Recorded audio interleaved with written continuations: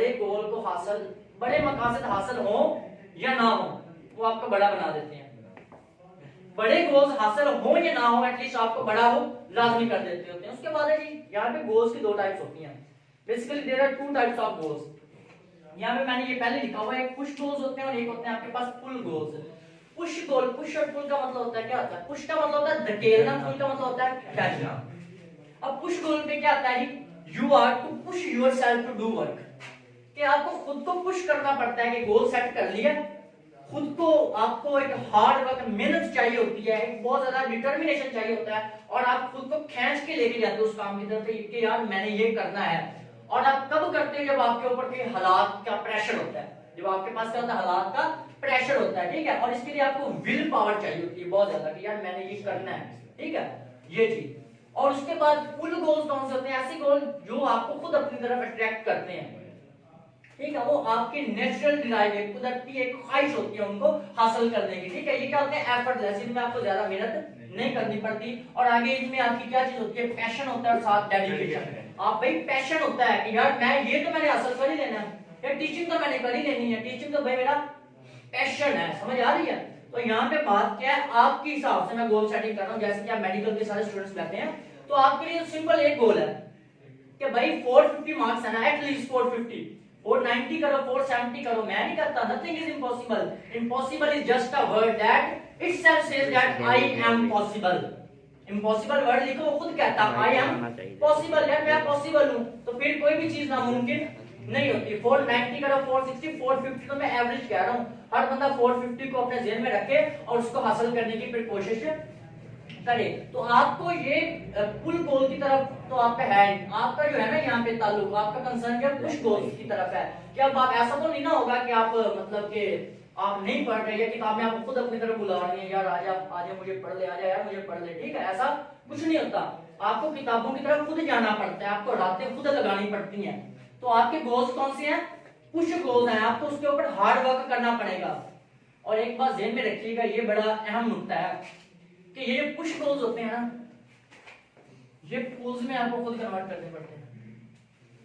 एक वक्त होता है कि जब आपको कोई चीज नहीं आ रही होती, जब आपको कोई चीज नहीं आ रही होती, आप उस पर मेहनत करते हो, आप उस पर हार्ड वर्क करते हो, और उसके बाद वो चीज आपके पैशन बन जाती है। मेरे इसके ऊपर एक पूरा सेशन अलग से है कि किस तरह से आपने अपने पुश गोल्स को पुल में आपने कन्वर्ट करना है, ठीक हो गया। आगे कंसेप्ट ऑफ वन थिंग, कि वन थिंग का क्या कंसेप्ट है? जे टपासन और कैरी गैलट, उनकी एक बुक है द वन थिंग, ये उसका टाइटल है पूरा द वन थिंग। कसम अली शाह जो पाकिस्तान के मोटिवेशनल स्पीकर हैं, उन्होंने जो है ना इसके ऊपर पूरी की पूरी इसकी ट्रांसलेशन लिखी है। और पहले पेज के ऊपर वो लिखते हैं कि अगर तुम जिंदगी में 2 खरगोशों के पीछे भागोगे ना, अगर जिंदगी में 2 खरगोशों के पीछे भागोगे तो तुम एक को भी नहीं पकड़ पाओगे। तो फर्स्ट ऑफ ऑल जो आपने करना है ना, क्लैरिटी आपके मकसद में होनी चाहिए कि मैंने ये काम करना है। एक काम जेन में सेट करना है कि मैंने ये काम करना है, उसको फिर करके आपने दिखाना है। Only one thing. अगर मकसद एक है ना कि मैंने ये काम करना है, फिर उसने नॉन ने पहले ये बात की है, आई never had the second option in life. मुझे पता था कि मैंने कामयाब होना है, अगर कामयाब मैं नहीं होता तो मेरे लिए जिंदगी खत्म है बस। फिर जो मर्जी हो जाए मैंने उसको हासिल करना है, चाहे मुझे जीना पड़े, मुझे मरना पड़े, मुझे पूरी रात लगानी पड़े, जो मर्जी हो। I am to go for MBBS, I never had the second option in life. तो आपने अपने लिए सेकंड ऑप्शन फिलहाल रखना ही नहीं है। पहला, अगर वाकई आप मेडिकल के लिए आपका पैशन है मेडिकल, तो मेडिकल को फिर आपने अपनाना है, ठीक है। अगर पैशन नहीं है ना तो फिर यार 1070 नंबर आता है, फिर आपने छोड़ देना है। फिर आपने वो करना है जो आपका क्या होता है, पैशन होता है। उसके बाद आगे आते हैं। अब पहले हमारे पास स्टेप्स बाद में देखते हैं हासिल करने के। मैं आपको एक बात पहले बता दूं, ये जो मकसद होते हैं ना, ये आप जब गोल सेटिंग करते हैं, आपको क्या मतलब कि आपका क्या मतलब है कि क्या मतलब आपके ज़हन में क्या सोच है कि क्या ये दूसरे लोग ये मकसद तय नहीं कर पाते होंगे, जो करते नहीं होंगे साल के। हर बंदा मकसद अपने तय करता है, उनकी कोशिश होती है यार एक रेजोल्यूशन होती है, यार इस साल में मैंने ये काम करना है, इस साल में मैंने ये काम करना है। लेकिन ये रिसर्च है 25% जो लोग होते हैं ना, 25%, वो 25% लोग जस्ट फेब के एंड तक अपने जो मकसद होते हैं उनको लीव कर देते हैं। जो उन्होंने मकसद सेट किए होते हैं 25% उसमें से लोग अपने मकसद से हट जाते हैं। उनको पता लगना शुरू हो जाता है यार मैं हासिल ये कर ही नहीं सकता। और उसके बाद जब साल एंड होता है, on the end of year 365 days. Just आपके पास 8% पीपल होते हैं जो उनको हासिल करते हैं, सिर्फ 8%। शाह साहब का इसके ऊपर लेक्चर वो कहते हैं ओनली 1% आर द पीपल जो अपने मकासद को अचीव करते हैं, बाकी अचीव वो क्या वजूहात हैं वो हम देखते हैं। यहाँ पे आते हैं, सबसे पहला स्टेप है हाउ टू अचीव। ठीक है, ये मतलब अपने आपने मकासद को अचीव किस तरह से करना है। तो पहला इसमें स्टेप है जी पास्ट एक्टिविटीज एनालिसिस।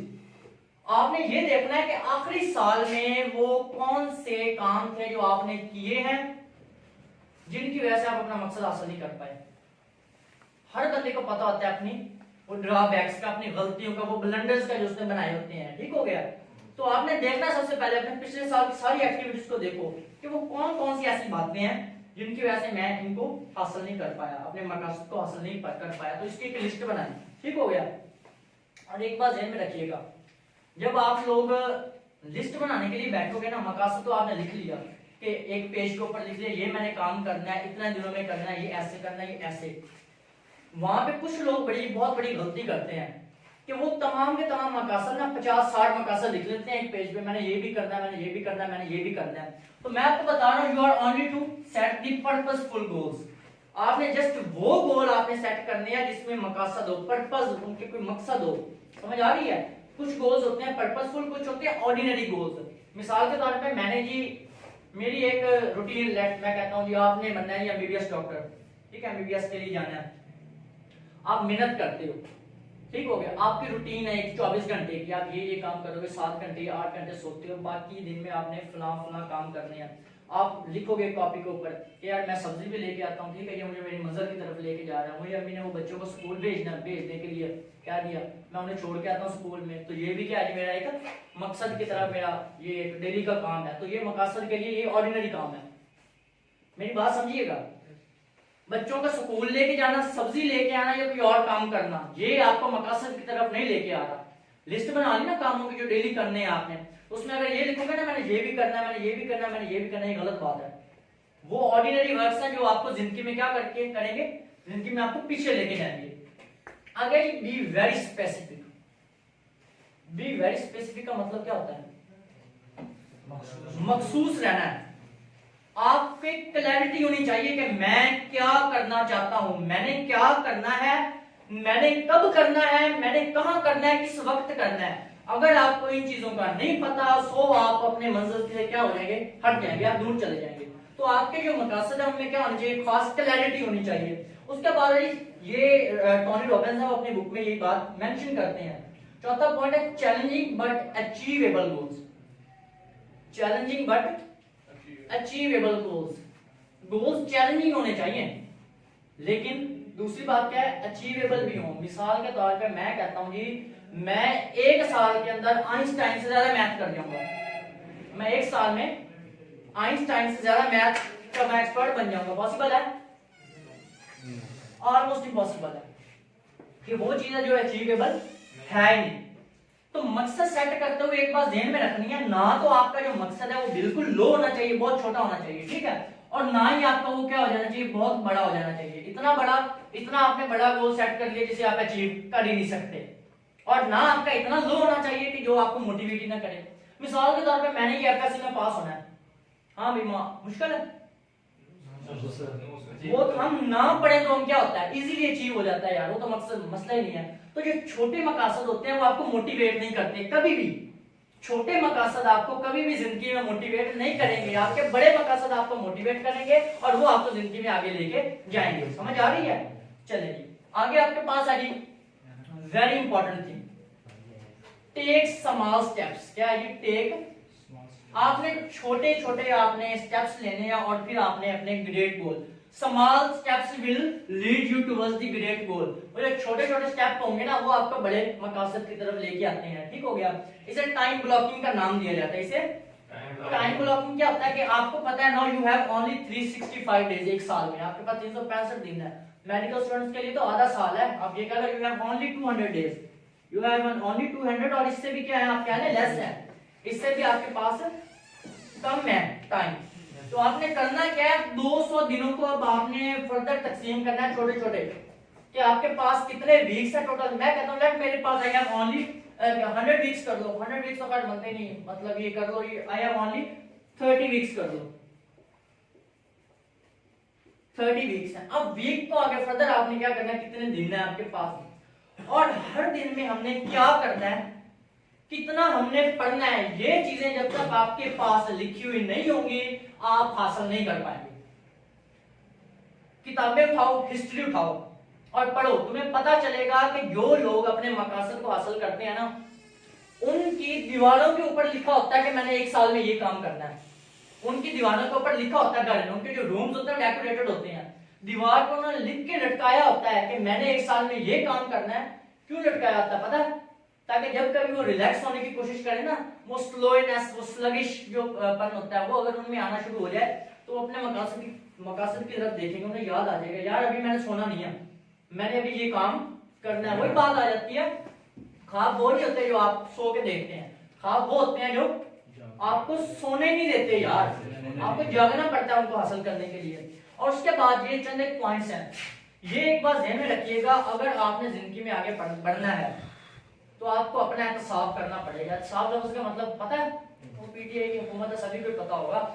अब जी ये डेवलपमेंट्स और साथ आपके पास क्या है जी, सैक्रिफाइस, डेवलपमेंट्स एंड सैक्रिफाइस। अब एक पेज पे आपने लिख लेना है कि कौन सी ऐसी आदतें हैं जिनकी वजह से आपका अब पीछे जिंदगी में नहीं है। तो मैं एक आपको बता देता हूँ, आप सभी की, mobile phone and numbers present in mobile phone. आप स्टूडेंट्स के आप क्यों पिछले साल थोड़ा सा पीछे रह गए हैं, ठीक है, ये अपने वो मकसद जिसको आप हासिल नहीं कर पाए, क्यों पीछे रहे हैं? Mobile phone is the major cause. Mobile phone को हम ओवर टाइम देते हैं भाई, हम बहुत ज्यादा उसे टाइम देते हैं जिसकी वजह से हम पीछे रह जाते हैं।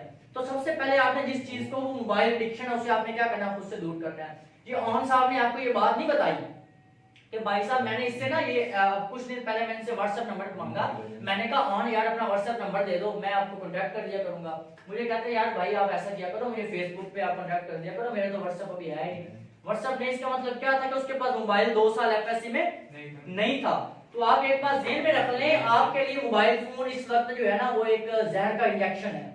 तो मोबाइल फोन को रिड्यूस करो, मैं नहीं कहता छोड़ दो, नहीं, आपको बड़ा बेनिफिशियल होगा आगे जाके, आपको एक चीज सर्च करनी पड़ेगी नेट से। लेकिन असल बात ये है कि मोबाइल फोन का यूज जो है आपने क्या करना है, कम करना है।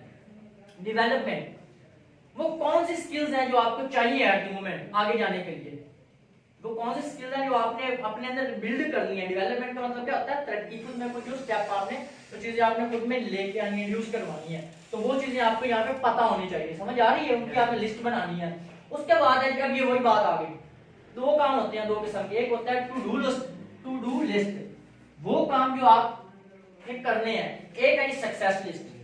टू डू लिस्ट का मतलब होता है वो काम जो आप डेली बेसिस पे करते हैं, डेली बेसिस पे करते हैं। यार मैं सुबह उठा जी, ठीक है, मैं वॉशरूम में गया, मैंने वुजू किया, मैंने नमाज पढ़ी, ठीक है, मैं उसके बाद घर आया जी, मैंने आके नाश्ता किया, उसके बाद मैं चला गया, मैंने बच्चों को स्कूल छोड़ा, मैं वापस आया तो 10 बजे, फिर मैं कॉलेज चला गया, वहां पे फलाना टीचर नहीं आया था, मैं छोड़ के आ गया 2 पीरियड, उसके बाद तीसरा पीरियड क्योंकि था टाइम मेरा वेस्ट हो रहा था, घर आया, मैंने आके वॉलीबॉल खेली, वॉलीबॉल खेलने के बाद वापस आया, मेरा दोस्त मेरे पास आया और वहां से मैं कहां चला गया, बर्गर खाने के लिए चला गया।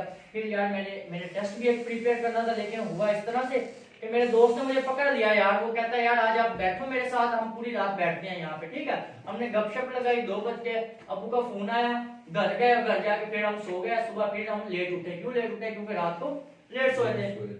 तो ये क्या है, टू डू लिस्ट, ये वो काम है जो डेली बेसिस पे आप कर रहे हैं, ये आपको मकसद से हटाएंगे, ये आपको मकसद से हटाएंगे। आपने सक्सेस लिस्ट बनानी है, वो कौन से काम हैं जो आप डेली बेसिस पे करोगे और वो काम दिन ब दिन आपको अपने मकसद के करीब से करीब तक करते जाएंगे। लिस्ट बनानी है, आपको पता होना चाहिए मैंने डेली बायो इतनी पढ़नी है, मैंने केमिस्ट्री को इतना टाइम देना है, फिजिक्स को इतना, मैथ को इतना, एंड मोस्ट इंपॉर्टेंट है मैंने अपने दोस्तों को कितना टाइम देना है, एंड उससे भी ज्यादा है कि मैंने अपनी गेम को कितना टाइम देना है।